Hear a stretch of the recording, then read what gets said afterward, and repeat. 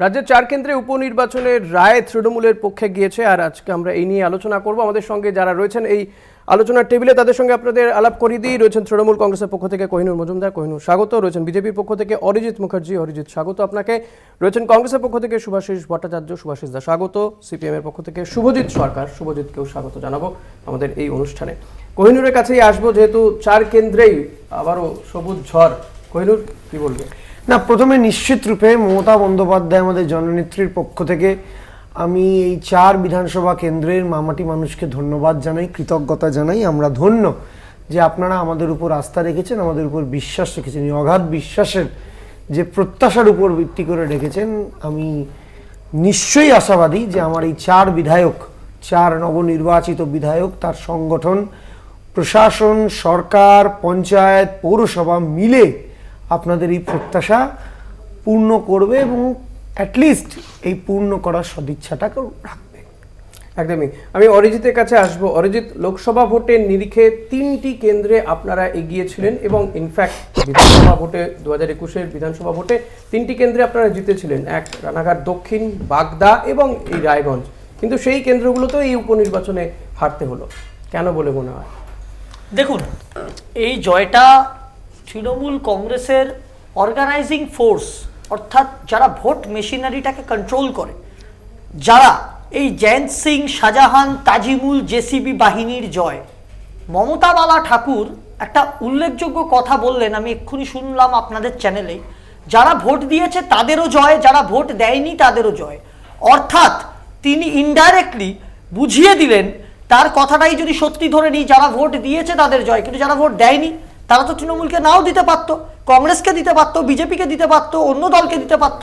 সুতরাং তিনি কার্যত প্রমাণ করে দিলেন যে বাংলায় টোটালি টিসি চলে। টিসি অর্থাৎ তালিবানি কালচার অফ তৃণমূল কংগ্রেস। আপনারা বিগত নির্বাচনে দেখেছেন বা এই নির্বাচনে দেখেছেন, মানে যারা ভোট দেয়নি, মানে আমি বুঝতে, মমতা বালা ঠাকুর বলেছেন যারা ভোট দিয়েছে তাদেরও জয়, যারা ভোট দেয়নি তাদেরও জয়। যারা ভোট দেয়নি মানে যারা আমাদের ভোট দেয়নি, সেটা কিন্তু উনি বলেননি।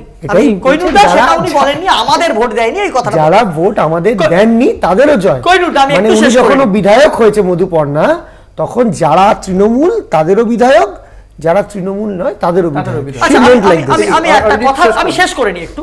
আমার বক্তব্যটা হচ্ছে, আপনি দেখেছেন বিগত দিনে, আমি ধরে নিলাম বিজেপি মানুষের সাথে থাকে না সারা বছর, ওরা এমনি হারবে, ধরে নিলাম তৃণমূল কংগ্রেসের কথা অনুযায়ী। কিন্তু এই যে প্রার্থীদেরকে গো ব্যাক স্লোগান দেওয়া, ঘন ঘন তাদের গাড়িতে হামলা চালানো, আমরা বিগত দিনে এই নির্বাচনেও দেখেছি, যেভাবে কল্যাণ চৌবের উপর আক্রমণ করা হলো তার গাড়িতে, যেভাবে কেন্দ্রীয় বাহিনী তাকে বার করে নিয়ে এলো। সুতরাং এর থেকে প্রমাণিত যে এই রাজ্যে প্রশাসনিক ব্যবস্থা যেমন ভেঙে পড়েছে, তার সাথে সাথে তৃণমূল কংগ্রেস সরকার এই ভোট মেশিনারিগুলোকে, যারা অভিযুক্ত হয় বিভিন্ন সময় বিভিন্ন দুর্ঘটনাতে বা এই অত্যাচারে, তাদেরকে অ্যারেস্ট করে না। এই ভোটের রেজাল্টটা যাতে এইভাবে তাদের পক্ষে করা যায়, এই জয়ন্ত সিং জেসিবিদের হাত ধরে, সেই কারণেই তারা তাদেরকে অ্যারেস্ট করে না। আজকের রেজাল্ট আবার সেটা প্রমাণ করে দিল।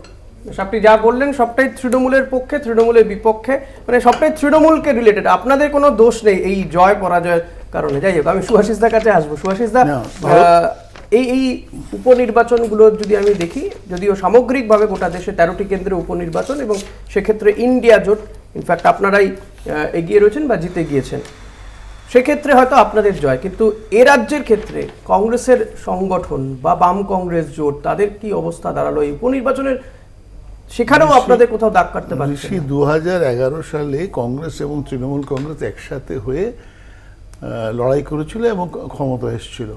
তৃণমূল কংগ্রেস এবং কংগ্রেস যৌথভাবে ক্ষমতা এসেছিল। তারপর থেকে 6 মাসের মধ্যে কংগ্রেসকে মন্ত্রিসভা থেকে সরে যেতে হয় বা পরিস্থিতি তৈরি হয়, কংগ্রেসকে সরে যেতে হয়েছিল। এবং পরে দেখা গেছিল যে আমাদের যত পঞ্চায়েত মেম্বার আছে, জেলা পরিষদ মেম্বার আছে, পৌরসভার যারা জিতে এসেছিল, যারা বিধায়ক ছিল, পার্টি অফিসগুলো ছিল, সবটাই দখল করে নিয়েছিল তৃণমূল কংগ্রেস। ফলে কি হচ্ছে, আমাদের সাংগঠনিক কি বলছেন একবার একটু শুনে নিই। সুভাশিসদা, আসবো আপনার কাছে।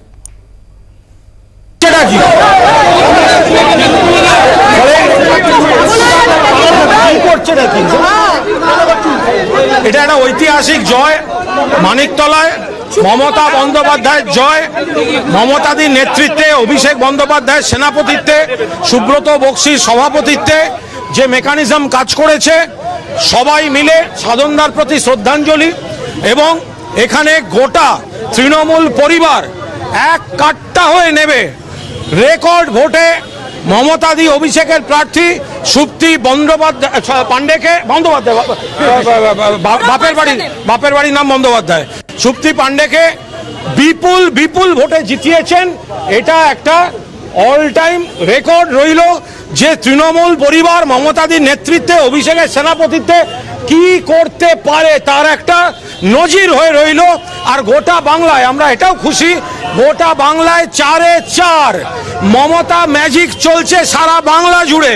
4টি আসনে 4টিতেই তৃণমূলের প্রার্থীরা জয়ী হয়েছেন। জয় বাংলা, জয় বাংলা, জয় বাংলা, জয় বাংলা। গান হোক,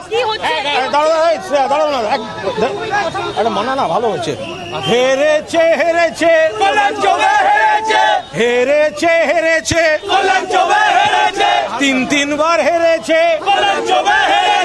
হ্যাট্রিক করেছে। একটা আগাগোড়া মিথ্যা কথা বলে গেল, আগাগোড়া মিথ্যা কথা বলে গেল। কি করেছো ভাই বলছে? আস্তে আস্তে ধরো একদিকটা।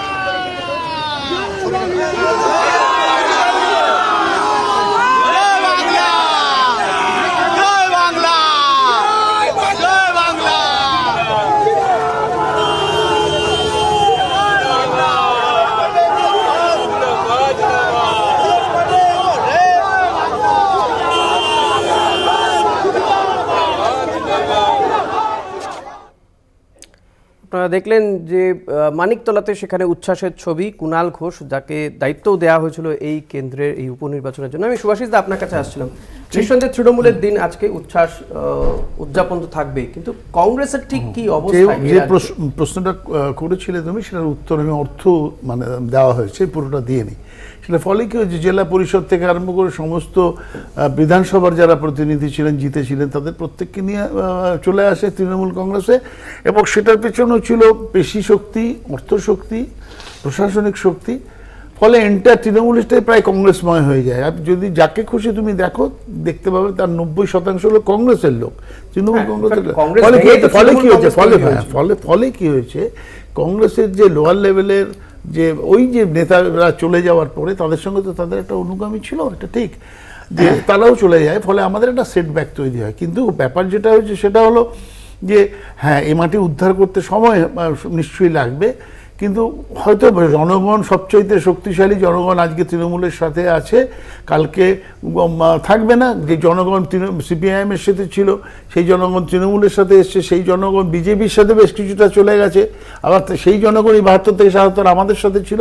সুতরাং জনগণ সব শক্তিশালী, কখন চেঞ্জ হবে, কোন সময় তাদের মতিগতি চেঞ্জ হবে, কোনো ইস্যু ছিল না। তবে একটা দিক ভালো হয়েছে, ভারতবর্ষ থেকে বিজেপির যে আগ্রাসী সেটা চলে গেছে, আগ্রাসনটা চলে গেছে এবং বিজেপির প্রতি মানুষের মোহ ভেঙে গেছে, এটা পরিষ্কার। একটা বিজেপির প্রতিনিধি রাজু একটা কথা বলছিল যে মানে সন্ত্রাস হয়েছে ভোটের সময়, ছোট খাটো সন্ত্রাস হয়েছে, এটা আমি স্বীকার করি, এটা অস্বীকার করে লাভ নেই। হ্যাঁ, অরিজিৎ বলছিল হ্যাঁ ছোটখাটো সন্ত্রাস হয়েছে, কিন্তু ইভিএমে যেখানে 60,000-এ যে আসনে লোকসভা নির্বাচনে 60,000-এ জিতেছিল বিজেপি, সেখানে 60,000-কে মানে ইভিএমে ছাপ্পা করা যায় না। আমি দীর্ঘদিন রাজনীতিতে এটা দেখেছি, ব্যালটে যে সুবিধাটা আছে ইভিএমে সেই সুবিধে নেই। সিপিএমে 60,000 ভোটকে কভার করা যায় না ছাপ্পাতে, কোনোদিনই সম্ভব না। জনগণের মতি ছিল তৃণমূলকে জেতাবে, এটা হলো পরিষ্কার, স্বীকার করে নেওয়া ভালো। ইভেন এটা ম্যানিফেস্টেড হয়েছে কল্যাণ চৌবেকে দ্বারা। আমি তৃণমূলকে শুভেচ্ছা জানাবেন? নিশ্চিতভাবে জানাবো। আমি ঘটনার কল্যাণ চৌবে অ্যাপ্রিহেন্ড করেছিল যে ও জিতবে না, সেই জন্যই কুণালকে ফোন করেছিল। এবার প্রশ্ন উঠতে পারে কুণালকে কেন, কারণ কুণাল হলো আগের নির্বাচনে লোকসভা নির্বাচনে সুদীপ বন্দ্যোপাধ্যায়কে জেতানোর চেষ্টা করেছিল, সেই কারণে হয়তো ওর কাছে খবর ছিল। আর এই কেন্দ্রের দায়িত্ব দেওয়া হয়েছিল। যাই হোক, দায়িত্ব তো স্যার, একটু দিয়েছিল। যাবো শুভজিতের কাছে যাব, যে শুভজিতের অবস্থানটাও একটু জানতে চাইবো। শুভজিৎ, রাজ্যের এই উপনির্বাচন, 4 কেন্দ্রে উপনির্বাচন হলো, সেখানেও আপনাদের খুঁজে পাওয়া গেল না খুব একটা, না, কেন এমনটা হচ্ছে? আমি সকাল থেকে বিভিন্ন জায়গায় লোকসভা ভোটের পর তো নিশ্চয়ই অনেক পর্যালোচনা হয়েছে বা এখনো চলছে। বিভিন্ন জায়গায় ছিলাম, সেখানে কমপ্লিট রেজাল্ট পাচ্ছিলাম না। একটু আগে একটা রেজাল্ট পেলাম, রায়গঞ্জটা বেরোলো খালি, যেহেতু ওখানে জোটের প্রার্থী কংগ্রেসের প্রতীকে লড়েছিলেন। উনি আগের বার ভোট পেয়েছিলেন লোকসভা ভোটে 14,497, আর এবার ভোট পেয়েছেন 23,000। তৃণমূল ভোট বাড়িয়েছে 51,000, আর বিজেপি ভোট কমেছে 60,000। ঠিক আছে, তো ঠিকই যেখানে তৃণমূল বিপুল ভোটে জিতেছে, তৃণমূলের পক্ষে মানুষ রায় দিয়েছে, কিছু জায়গায় ঘটনা ঘটেছে, তাও এটা সামগ্রিকভাবে দেখতে গেলে রায় পেয়েছে তৃণমূল। কিন্তু যদি দেখা যায় যে অপোজিশন স্পেস বা বিরোধী দল, সে জায়গা থেকে আমরা যদি দেখি বিজেপি কিন্তু একেবারেই খুব খারাপ জায়গায় চলে গেছে। এবং যেই মানুষ হয়তো লোকসভা নির্বাচনেও বিজেপিকে ঢেলে ভোট দিল তৃণমূলের বিরুদ্ধে, তার একটা অংশের মানুষ কিন্তু এই রেজাল্টের পর তো আরও বেশি তার সংখ্যা বাড়বে এবং একটা পরিস্থিতি তৈরি হবে যেখানে তারা বুঝতে পারবে যে লেফট এবং কংগ্রেস তারা যেভাবে অপোজিশনের কাজ করার চেষ্টা করেছে 2016 থেকে 21 এই পিরিয়ডটা সময়, হ্যাঁ নিশ্চিতভাবে অনেক কিছু খামতি ছিল, গাফিলতি ছিল, অনেক কিছু ছিল, কিন্তু তাও একটা বিরোধী কণ্ঠস্বর তো বিধানসভার অভ্যন্তরে প্রয়োজন। এই যে বিজেপির লোকেরা জিতলো একের পর এক 21 সালের ভোটে, তারাই আবার চলে গেল তৃণমূলে, এবং যে লোকগুলো ভরসা করে আরো আসন কমে গেল এর উপনির্বাচনে। কমে তো রোজই যাচ্ছে, সে এখন জানি না এখন এই মুহূর্তে কতগুলো আছে বিজেপিও বলতে পারবে না, আমি জানি না কতগুলো আছে বিজেপির, এবং আগামী দিনেও তো আরো নির্বাচন হবে এবং সামনে আরো অনেক কিছুই হতে পারে। এবং এই যে ট্রেন্ডটা, এটা তো একটা ডেমোক্রেসির জন্য খুব হেলদি একটা বিষয় নয় যে খালি শাসক দল যদি সব পেয়ে যাবে আর বিরোধী থাকবে না, তাহলে তো সার্বিকভাবে যে ইন্ডিয়ান ডেমোক্রেসির যে প্রিন্সিপাল, সেই প্রিন্সিপালটাই চলবে না। কারণ একটা voice of opposition is very important within the house, যেটা লোকসভায় আমরা দেখলাম যে একটা বিপুল অংশের মানুষ কংগ্রেস এবং তার অন্যান্য যে শরিক দল বা যারা ইন্ডিয়া অ্যালায়েন্স বা যাই বলুন না কেন, যে বিজেপির বিরুদ্ধে লড়াই করছিলাম, তাদেরকে মানুষ সমর্থন করলো বলে কিন্তু ইন্ডিয়ান ডেমোক্রেসি এখন ডেঞ্জার থেকে অনেকটাই বাঁচানো গেল এই 2024-এ। ঠিক তেমনই 2026 বা আগামী দিনে যদি ওয়েস্ট বেঙ্গলের পলিটিক্সটা টোপোগ্রাফিটাকে ঠিক রাখতে হয়, তাহলে বিরোধী দলের ভূমিকা অত্যন্ত গুরুত্বপূর্ণ। এবং আমরা আশা করবো হ্যাঁ ঠিকই যে এই একদিনেই সবকিছু হবে না, কিন্তু একটা ট্রেন্ড। তৃণমূল বলবে আমরা তো গিয়ে ভোট দিয়ে আসবো না বিরোধী দলকে। না, আমি তো বলছি না তৃণমূল এসে ভোট দেবে, কিন্তু তৃণমূলের বিরুদ্ধে তার মানে তো ব্যর্থতা বিরোধীদের, ব্যর্থতা স্বীকার করতেই হবে। এবার ব্যর্থতা স্বীকার করার ক্ষেত্রে আমরা তো ছোট বিরোধী কম্পারেটিভলি, বিজেপি তো মেন অপোজিশন এখন অবধি, তাদের দায় অনেক বেশি। এবং আমার মনে হয় যে মানুষ হয়তো আশা করবো আগামী দিনে তারা রিথিঙ্ক করবে এই অপোজিশন স্পেস কাকে দেবে বলে। বেশ, আমাদের একটা ছোট্ট বিরতিতে যেতে হবে, বিরতির পরে ফিরে আসছি আবারও এই আলোচনার সঙ্গে থাকবেন।